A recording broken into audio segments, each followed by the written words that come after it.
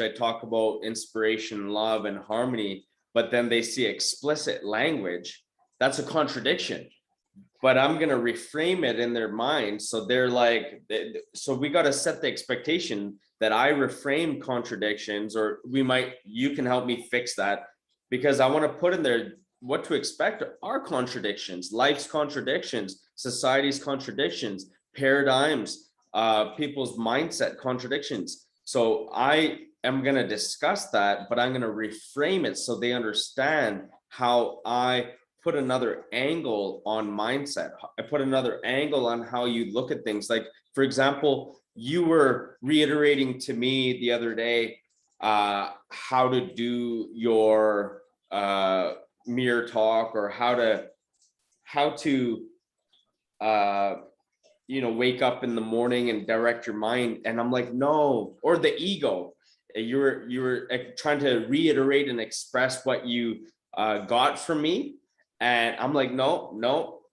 And you're like, okay, what is it? And I'm like, that's also the ego. So I kept trying to reframe it. So we got to put that into a what to expect bullet point, and there'll be explicit language, because sometimes I throw an F-bomb, or I say, the world, or I'll talk about how I was raped and homeless. And, those are kind of tough and hard words. So I want people to know that when they come, they're going to see spirituality, they're going to see inspiration, they're going to see hard knock life, they're going to hear someone talking about homelessness, and then peace, love, and support, motivation, inspiration, coaching, stories I shared through stories. So that was just my own subconscious thought woke me up, and I was like half asleep. I'm like, I gotta text this to him. and I texted it in half of my sleep, because it came to me twice. The first time I fell back asleep, I'm like, I'll remember it. I kept programming my mind. I'm like, remember contradictions and explicit language.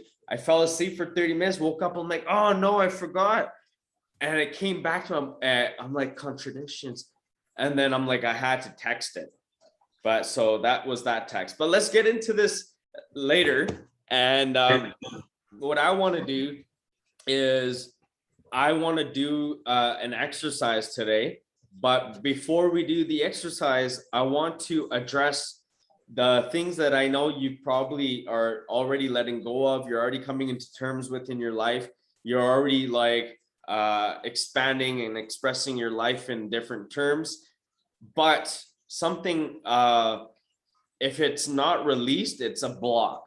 It's a subconscious block. So we can remove the subconscious block and rewire it by addressing it. So that's our thoughts, emotions, or doubts, or scarcity, our inner demons, or basically the things we've gone through in our past, or what our parents have said to us, those nasty little gazes, snarky looks our mothers gave at us, our dads talked shit down to us. I've had those looks, man.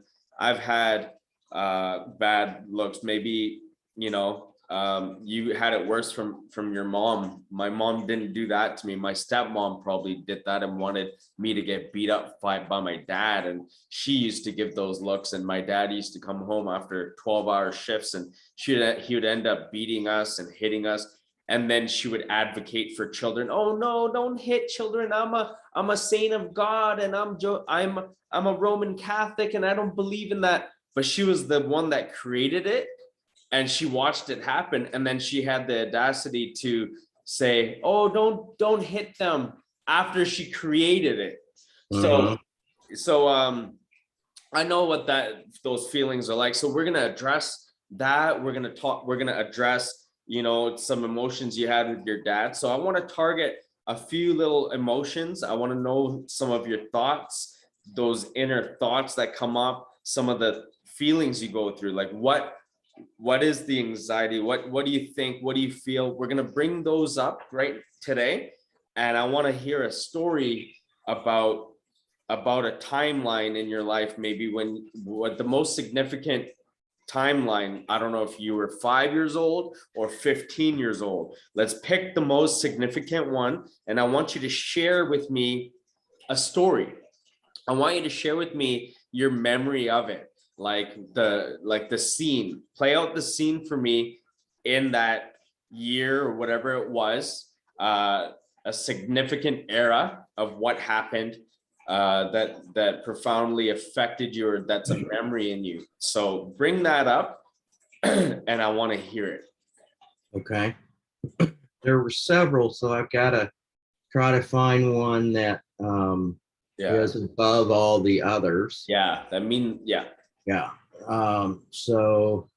And once you know this exercise, the way you're going to treat this exercise is you're going to know how to do this treatment yourself. You're going to know how to go into these thoughts, release thoughts, understand your awareness, and you're going to understand how to appreciate your thoughts. And you're also going to be able to recognize your past self from your current self to your future self.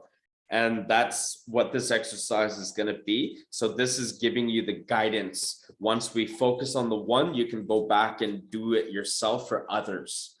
Okay. Okay. I'm trying to, so there are,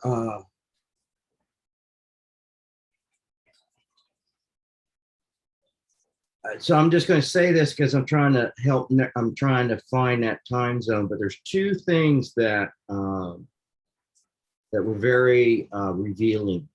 Okay, one was, you know, that early childhood experience of not feeling accepted, not feeling loved, always having to avoid, to prevent from being in confrontation. Okay. Then as an adult, there was an event that happened with my father and my stepmother that involved me and my wife. And essentially my stepmother was allowed to talk down to me. And my father just sat there and allowed it to happen. And it was, and I mean, I was an adult. I was like in my 30s. So this is your father's memory allowing his wife's, your stepmom, to talk down to you. Yeah. So in other words, let me give you the picture. So my wife and I were, my father was working with, at a horse ranch, supposedly for dyslexic people and people that had eating disorders. Yeah. He was working for a company that offered a solution for that. And it was in North Carolina, and my wife and I had settled here in North Carolina. And so we went out there, and the expectation that they gave us was, come on out, you can stay in one of these really nice studio type things that they had on the premise, and we can go look at the horses, and we can go do this, we can do that. So they set it up for like a nice event, a nice 2-day kind of event.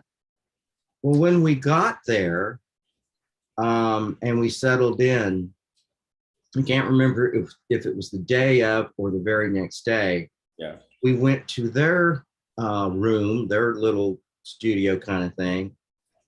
And Terrell and I were sitting, we were sitting on one end of the room, and my father and stepmother were sitting across from us, right? And my stepmother started talking down to me and criticizing me for running off into the Navy when I was 18, and that I had abandoned my stepbrother and abandoned her and, you know, dad and all that other kind of thing. And it was just a talk down, a major talk down. And I started crying. How old were you? I was in my 30s. I started crying.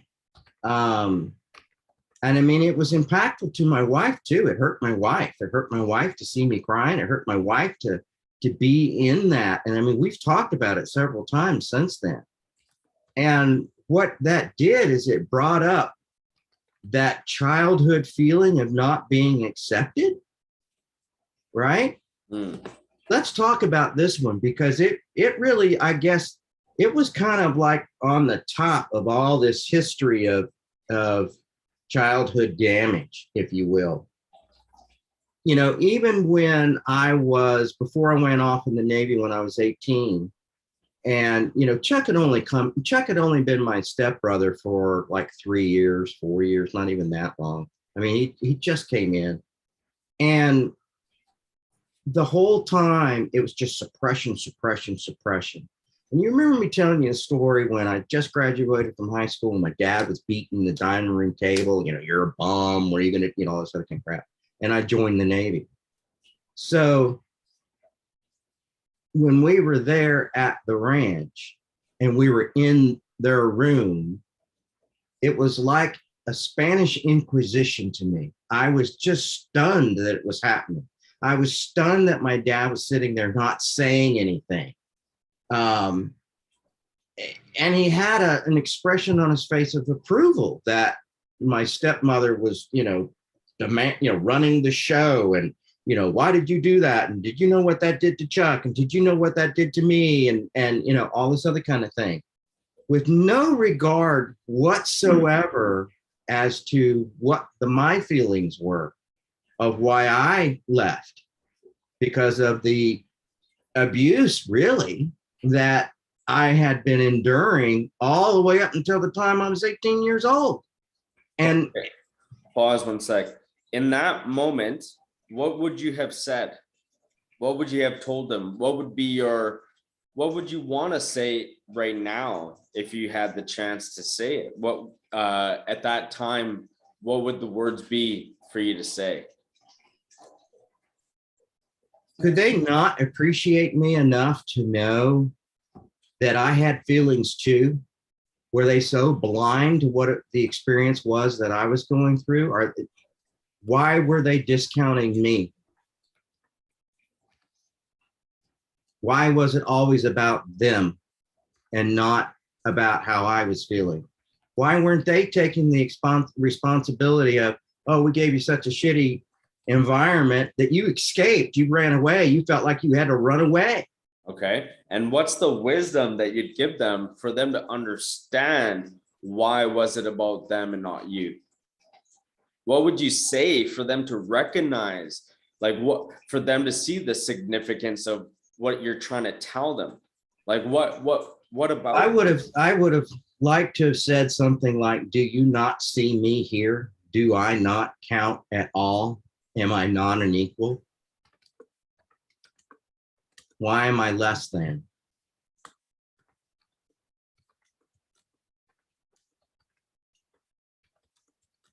Malcolm, can I ask my wife to say something about this real quick? Absolutely.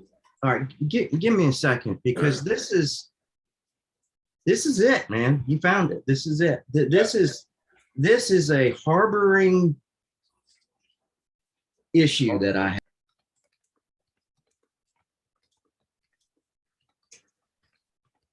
She's laughing at me. She's still kind of like in her pajamas, and I'm like, just throw a robe on. And she's like, well, give me a minute. But she knows exactly when I mentioned the event, right? That event was, this is why I cried, because not only was I being hurt, she was being hurt. Of course. And she was innocent in it. Of course. Significant in your life, in your mind, in your body, in your spirit, that you're holding them to this significance. But I understand why. That's your inner child. So once we let it go, you're going to let go of all significance, that you're going to look at them and be like, you're going to scoff. You're going to be like, holy smokes, why did I have that? Why do I give a fuck about them? Why do I even care? So after we finish with today, you're going to start to look at life like, man, that wasn't even worth it. But we got to do the exercise first. Okay. Listen, you have a blessed day. I'm going to step out now. Okay. All right. Nice talking to you. It was very nice to see you. Okay. Bye. Likewise. Yeah. So I wanted you to hear words, because it was that big of a, as my world comes down to me. I mean, it really was a shit taste. Yeah. I mean, that was just so uncalled for. And can you imagine being at your age and you and your wife going to, your to whoever it was that, it was my father. It would be different if it was my mom, because she's my mom, right? She's not a male. I'm not a son, right? But to have that go through with my father there, just kind of emboldened with that detachment that I'd always had from him from a time that I was a little kid. Because, when he would beat me with that swimming flipper that I was telling you about, where I was black and blue, that signal in me, which was, he doesn't love me, he doesn't care about me, whatever, all the negativity that would come from that type of a beating. Yeah. And it was continuing, so that, if I did anything, it's like, boom, that's going to happen again. And it did several times.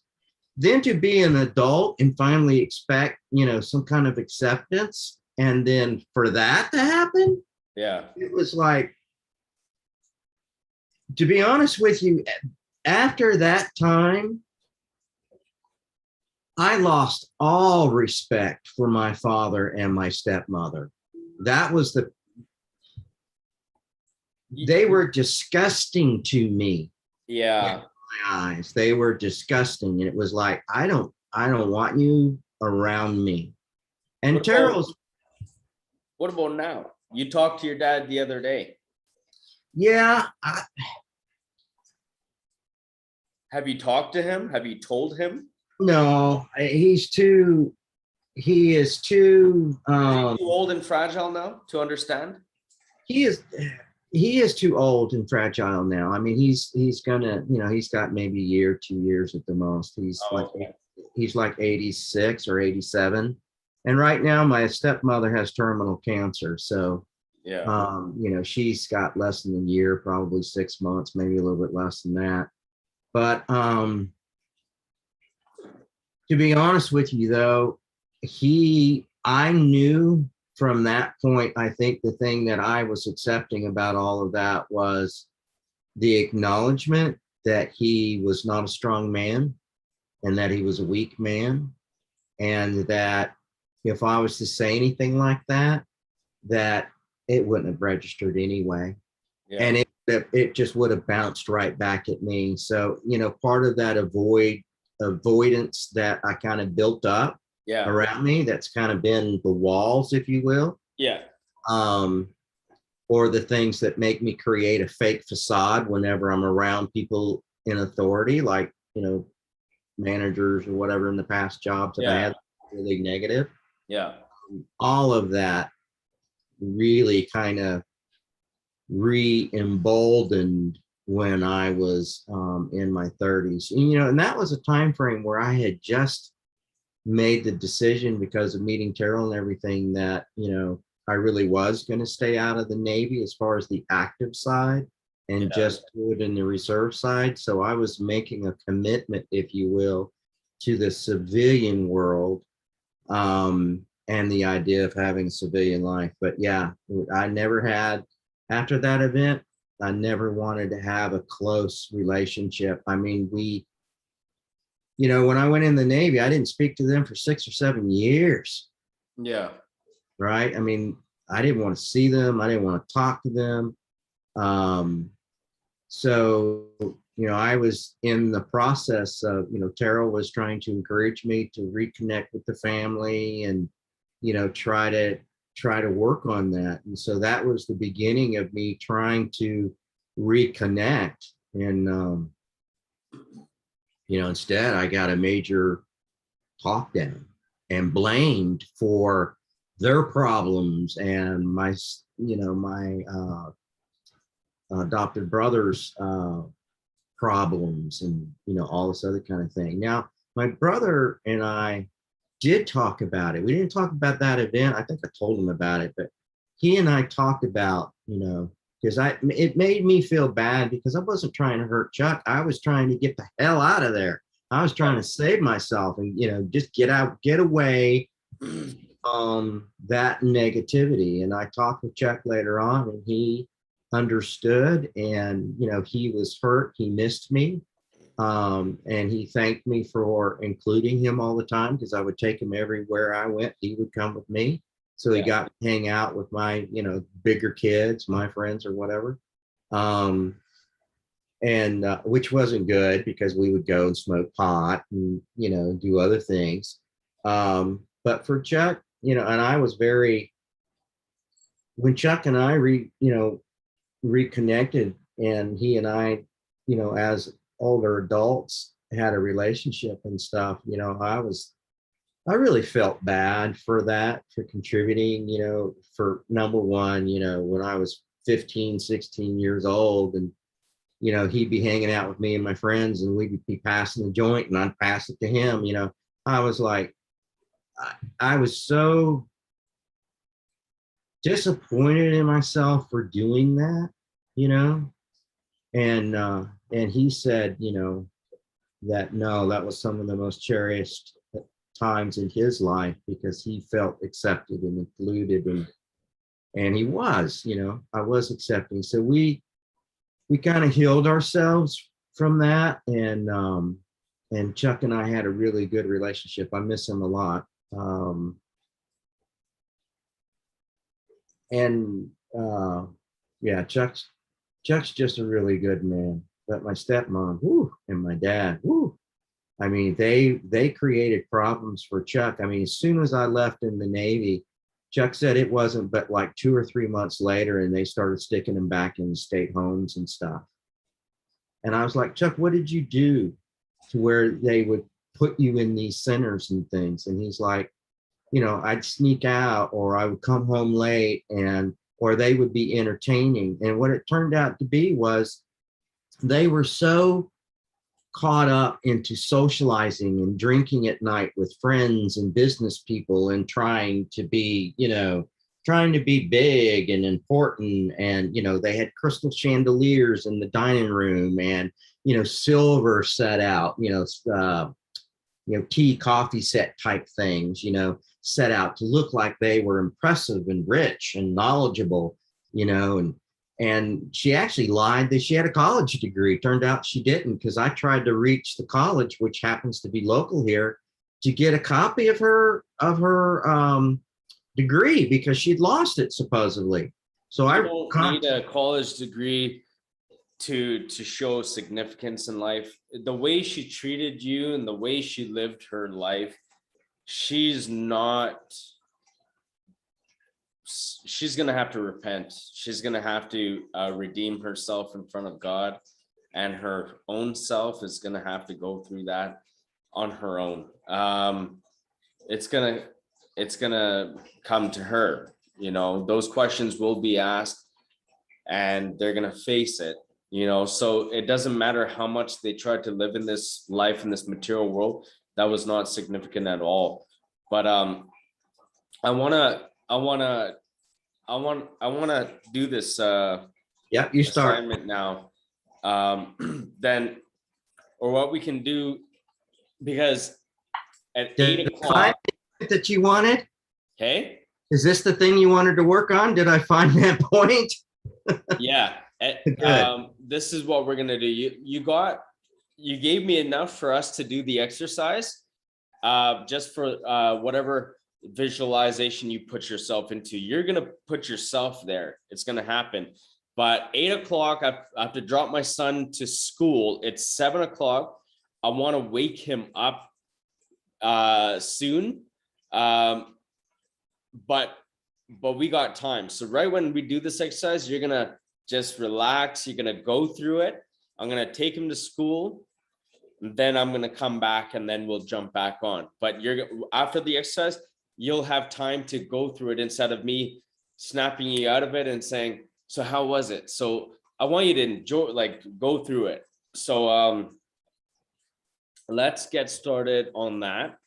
Can we pull up? I want to know what this sounds like, if it's choppy or if the audio is good. Okay, so I'm gonna put on something that I like using. As a journalist, you are shaping people's interpretation of the world, and this is a heavy. All right, we're gonna let that play.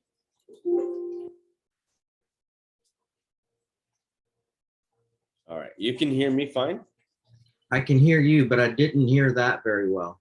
Oh, don't worry. It's coming. It's coming. It's mainly there for the thoughts to come up for me.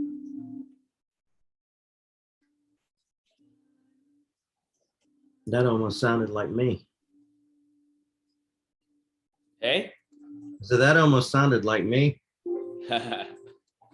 Okay. Okay, let's see here. All right.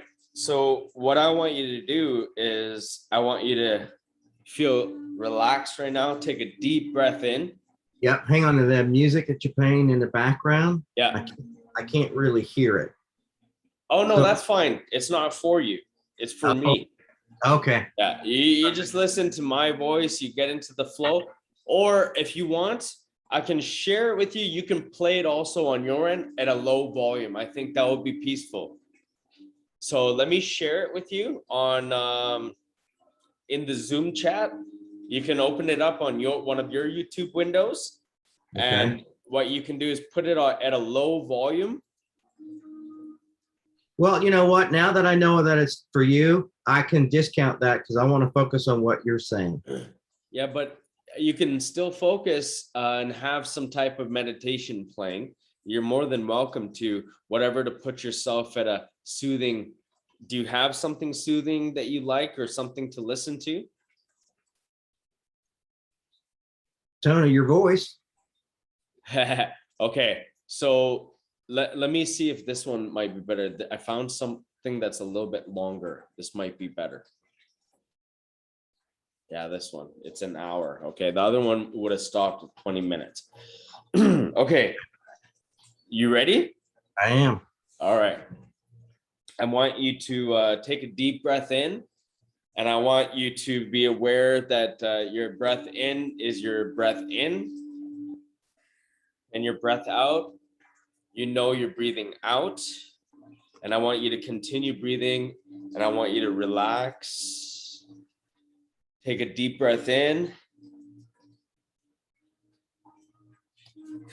Take a deep breath out. Be aware that your in breath is your in breath. Your out breath is your out breath. Now, when you're breathing in, I want you to breathe in joy, peace, love, and harmony. And when you breathe out, I want you to breathe out all the dis-ease, discomfort, inflammation. I want you to breathe out all the pain, all the suffering, whatever it may be, whatever you resonate with. That's what your out breath should be, breathing it out. And when you breathe in joy and peace and love and harmony. Keep doing that. Breathe in. Breathe out.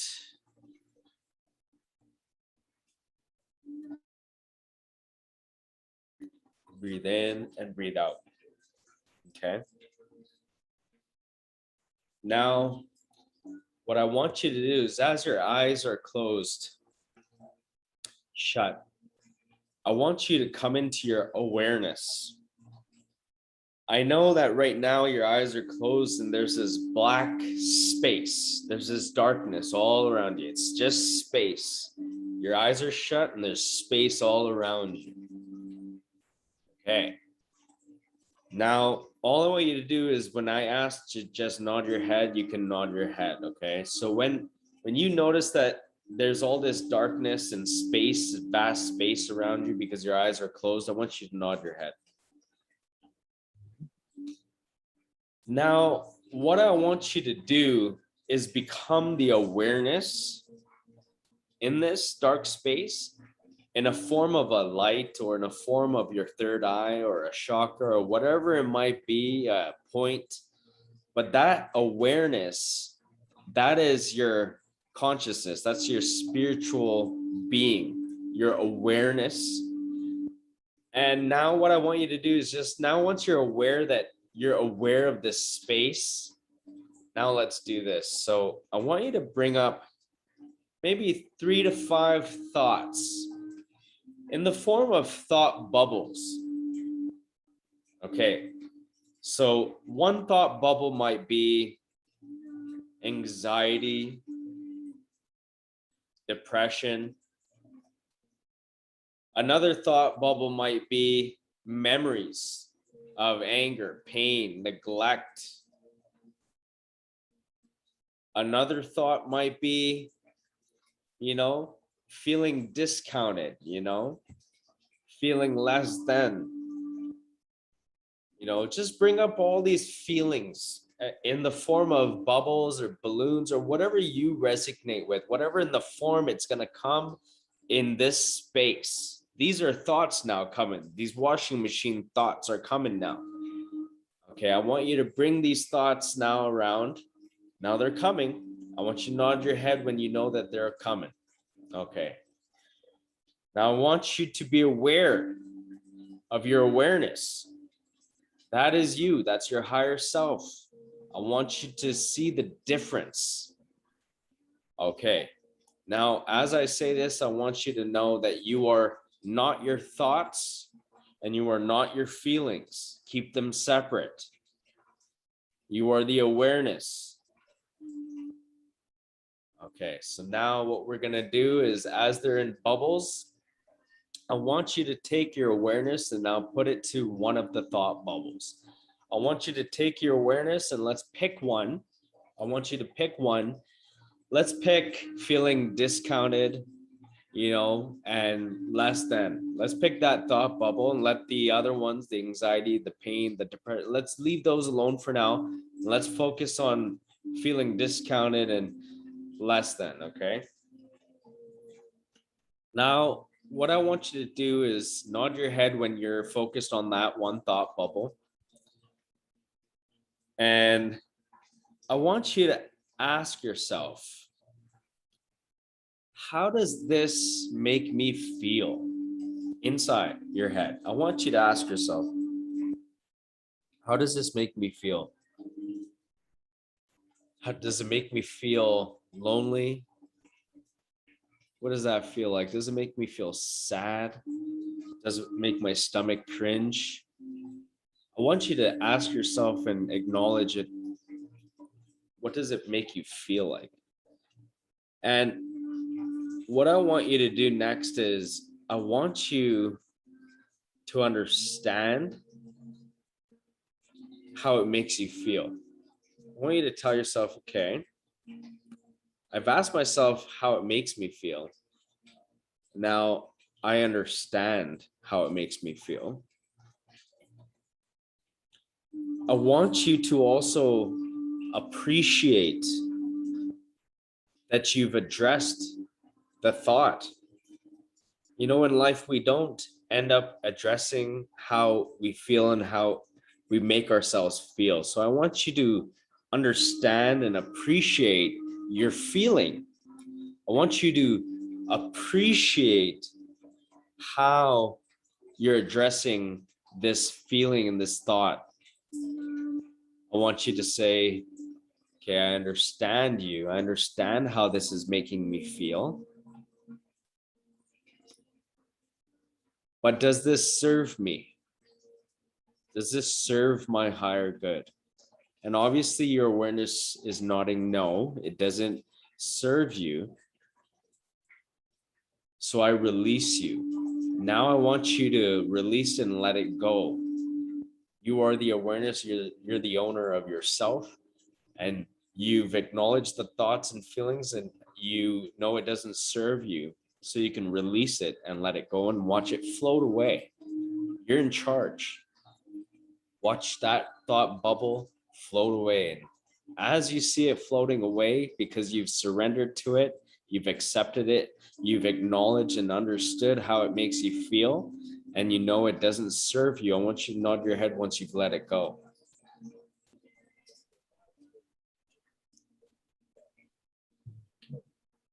Now, what I want you to do is take your awareness to the next thought bubble, okay?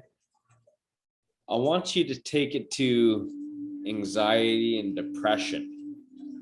Okay, maybe we can separate or keep it together, because one can lead to the other. And I want you to take your awareness to that thought bubble. And I want you to do the same thing. I want you to ask yourself, how does this make me feel? And I want you to think about that for a second and ask yourself, answer the question to yourself, how does it make me feel? Okay. Go through the thoughts in your mind: sad, overwhelmed, less than. Maybe I feel like a loser because I'm always feeling this way. Anxiety, I used to get these depression thoughts, and I feel sad. I'm walking around fiddling my fingers, like all the feelings and thoughts that this has put you through. Lonely, less than, lack of, wanting to smoke weed, wanting to do nothing more with yourself, not knowing how to find yourself.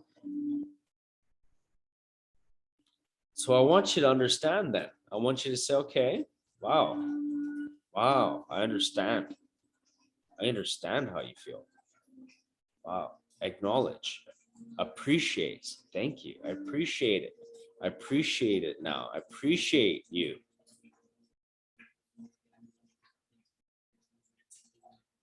And I understand. But does this serve me? Does it serve us? No, it does not serve me. It does not serve us.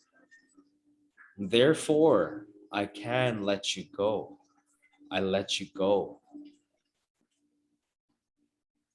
And I want you to watch it float away. Let it go. It doesn't serve you.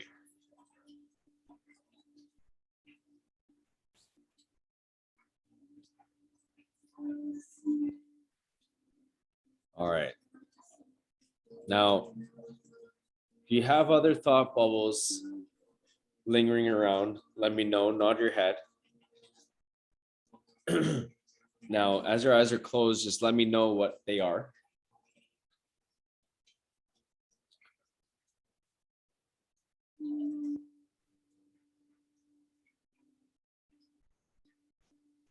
Acceptance.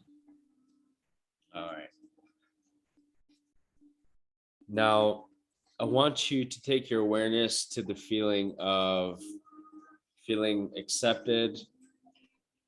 I'm not equal, less than, and these feelings harboring inside. And whether you don't feel accepted, people have not accepted you, whatever the feelings are, I want you to understand what it means to you to not feel accepted. The meaning behind this.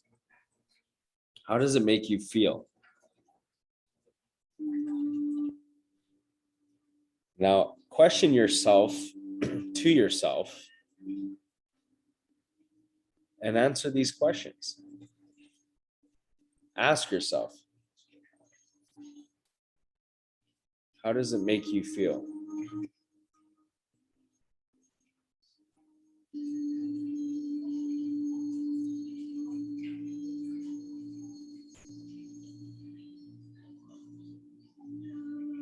I want you to understand. I want you to appreciate how it makes you feel. Try to understand how this has been making you feel, what it's been doing to you. But know at the same time, it hasn't been serving your higher good. You don't deserve to go through these feelings and emotions. You are not your thoughts or emotions. You are the awareness. You can choose to have these thoughts and you can choose to let them go. So once you've understood and appreciated and acknowledged that thought, I want you to let it go. I want you to want to let it go and watch it float away because you've acknowledged it does not serve you.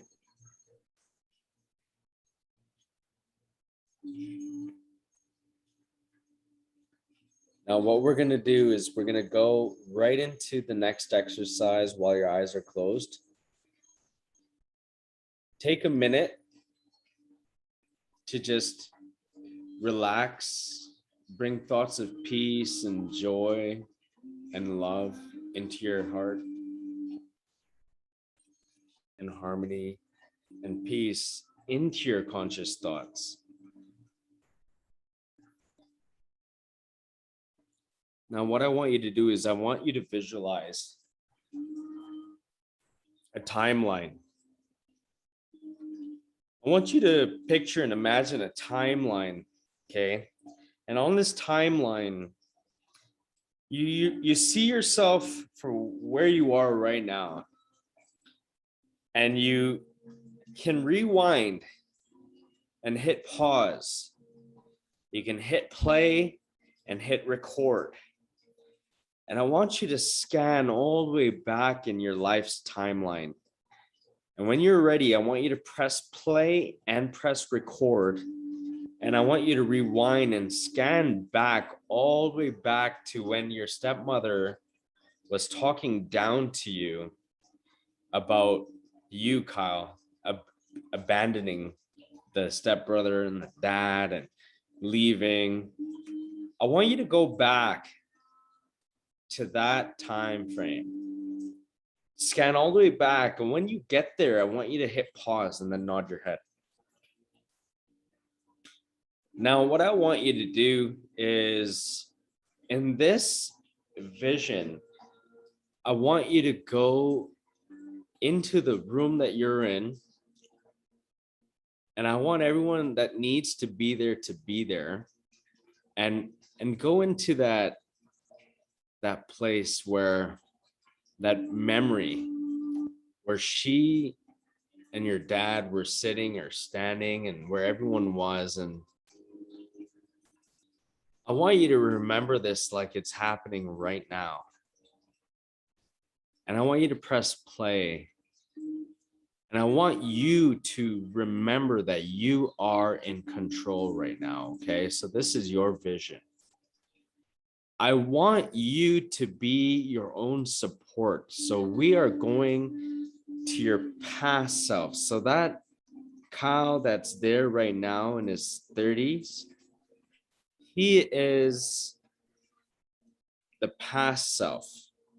And I want you to be your current self there in the image, just to empower your past self, standing there as a support person. You as who you are right now, you're in that vision, in that scene, just supporting, maybe 6 feet away, 12 feet away, standing there, smiling at your past Kyle, saying, you got this, man. You're going to do this. And I want your past Kyle to look at your current Kyle standing there, empowering him to do this and feeling empowered and brave and ready to do this. You're going to conquer fear right now. Smile at each other and just let the past Kyle do the work now, okay? So now what I want you to do is I want you to understand that they didn't know better. For what they don't know, they just don't know. And I want you to give them food for thought. I want you to give them wisdom, knowledge, and education right now. I want you to be able to speak up and tell them exactly what you should have said, what you can say now. And I want you to empower that 30-year-old Kyle. I want you to empower him to speak up now in that memory and tell them exactly what you should be saying at that time. Give your past Kyle that voice to speak up and live true for once. Be in the here and now and correct the past. Lift him up. Tell them, get Kyle, to say that you felt discounted. Let them know that why wasn't it about me? Why was it all about you guys? Exactly word for word, what you need to speak this wisdom and truth. And they're going to listen. You're going to say it and you're going to shut them up. And if they try to rebuttal you and speak over you and try to talk, you're going to say, no, just listen to me. I have to tell you. Until you say it in a way where they actually listen, they hear you, and they're actually going to comprehend what you're saying. I want you to get it through to them in this vision. So they look at you like this wise person that you should have been at that time to speak up and give them that clarity that you should have done. But you're going to do it now. Say it in a way where they stop and they're like, wow, he's speaking, and you're giving them wisdom, food for thought, and they're actually acknowledging it. I want you to tell them that they didn't see you there, that they made you feel less than, you feel that you were not an equal. These feelings have been harboring inside your whole life, how it's made you feel, and that they should not be parents like that. They should understand. They should learn how to bring peace and love into their hearts. They should repent and surrender to God and seek forgiveness and love. And I want them to be able to understand, though, in this vision, to look at you and be like, I understand, Kyle, I'm sorry. I want you to visually see that you're getting through them. You're getting through to them. Whatever you're saying is going to impact them. And remember, your current self is in that vision, empowering you to do the job correctly. And when you do the job correctly, you can look at your current self and smile and walk up to each other, give each other a hug, a kiss, a handshake, a nice, good hug, and walk away from each other and let your past self just stay there. And you can come back to your current self. And when you do that, nod your head. And I want you to look forward now, look away. Now you're looking towards your future self. Future self. He may be 70, he may be 80, he may be in 5 years from now, but look at him, the ideal self, your ideal self-image, your mind, body, spirit. What does he look like? Is he thinner? Is he younger? Has he regenerated nicer hair, follicles, pigmentation, skin cells got better? His weight got better. What do you look like? What does your future self look like? What does that ideal self look like? What is he serving a purpose? He's giving back to the world. He's being a part of something, part of a mission. He's got his checks coming. He's got his life together. He's taking his wife on dates, glamorous. He's going out. What does his future self look like? What does that ideal self look like? Now, I want your current self to look at that future self, smiling back at you. Say, good job, buddy. I love you. I'm here, and you're coming into this existence. I am you. You are me. I want him to smile down at you and want you to smile and feel like this giddy feeling, this blush inside of you, that is you. That's what you're walking into. That's your knowing. That is your existence.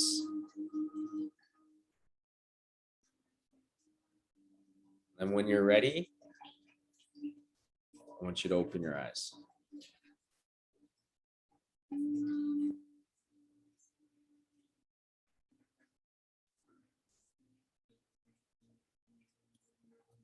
Now,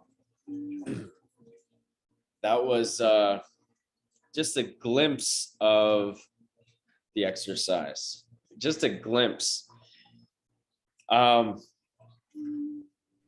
But what was it like for you to rewind, press play and record and go back into you speaking to them?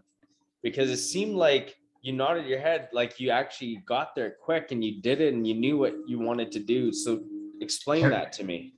Every time you were talking, I didn't need to have a moment to think about it. I was already there. Perfect. And the that was pretty cool. It was almost like my well, it wasn't almost, it was the inner self, the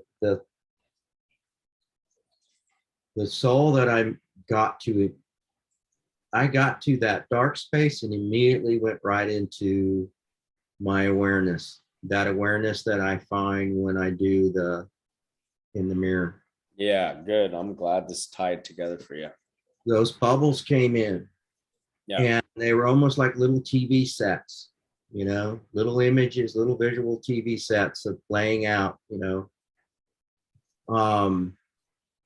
I had taken one and kind of released it and floated off, and it felt so good that I immediately went and grabbed another one. But then you made me put that one back, and I had to go get the one that we were talking about this morning, and I brought that in. And then when I brought that in, at first my inner being was kind of standing off to the side a little bit, kind of up and to the side, and I was watching it. And I was feeling me. Did you feel the support from your current self, the Khaled today, in that vision? Yeah. Yeah. Okay. And then did you speak up? I did. I moved myself, my image up here moved down into that Kyle. And then all of a sudden I had the impression that I was that Kyle looking at them. First, because I had to re-feel that. And then I came back out and was looking down on it, and just, I don't know, it was kind of like my inner being kind of built up. And then we went back into there, and I was in a sitting position during that time, but I stood up. Yeah, you can walk around. You can, yeah. And I spoke in a very matter of fact way that was kind, but direct to them. Yeah. And was like immediately expressing to them, why was it that they could not see me, and did they not know that I was an equal and that they were an equal? That, did they not know that they weren't providing a safe environment for me to where I had to leave? Yeah. And that what they should have been focusing on was creating that safe environment for me, and not just for me, but for everyone that I cared about. And what was wrong with them that they couldn't be there, that they needed to wake up and be there for people around them, and not be so self-centered on themselves. Did you force them to understand? And in that vision, they needed to actually comprehend what you're saying. When I was doing that, I could feel their, it was almost like I could feel their, not astonishment, but a little bit of their own ashamedness. Yeah, good. And that they weren't doing that. And at one time, all at the same time, it was like there was part of me that felt bad for them because they were becoming aware that they were shamed. But at the same time, I was like, I don't want you to feel bad. I want you to be empowered and grow from it. And so there was kind of like a little bit of a love fest there for a second before you got that part and telling me that was kind of like what was going on. Good, natural. Yeah. And then, I actually didn't want to kind of leave. And so, you taught me to kind of get out of that. So I kind of let that go, and then started looking at, my future self. And that future self, me now, was like, man, I'm empowered. This feels good. I'm not going to let that happen again. That won't happen again. I will be that. There's so many words just floated in. I will be that pillar of strength that I was feeling at that time to help strengthen those kinds of things when those kinds of things happen, because those kinds of things are weak. And so, when that comes back around from wherever it comes from, I'm going to stop it right there and make sure that they understand that I support them, not the feeling that they're feeling, but support them and grow from that, from from that love and acceptance, I accepted myself. I accepted myself. Wow. I am right now in a flow of accepting myself. And it's sort of like, yeah, that's gone. That is, there was a feeling. I used to have the feel. I'm saying I used to have the feeling. I just had that feeling of entrapment. I was allowing, and I'm not going to allow it anymore. I was allowing me to be entrapped. And that entrapment has been causing me anxiety. Mm-hmm. I've not allowed myself to have a voice and to get away from the entrapments. Yeah. Instead of just kind of cowered down into my, Yeah, there you go. my little room. And I'm not going to be in that little room anymore. No. If something's coming across and it doesn't feel good, then I'm going to let whoever or whatever's happening know that, look, I accept the situation and I accept the moment, but I don't accept not feeling good, and I don't accept the entrapment. And if I've got not something to say, but if I've got good power to give out, good support to give out, that encouragement that I'm giving to myself, I want to make sure that encouragement outflows of me and into that space and into that person or into whatever it is that's going on, to make that a healing, stronger moment of empowerment, not just for me, but for whoever it is or whatever it is that's also feeling that same type of constraint, that same type of pressure and anxiety. That's not what this is supposed to be, and that does not serve anything. What serves is growing from and learning from, but with positive understanding and support and encouragement and love and direction, not entrapment, not in a belittling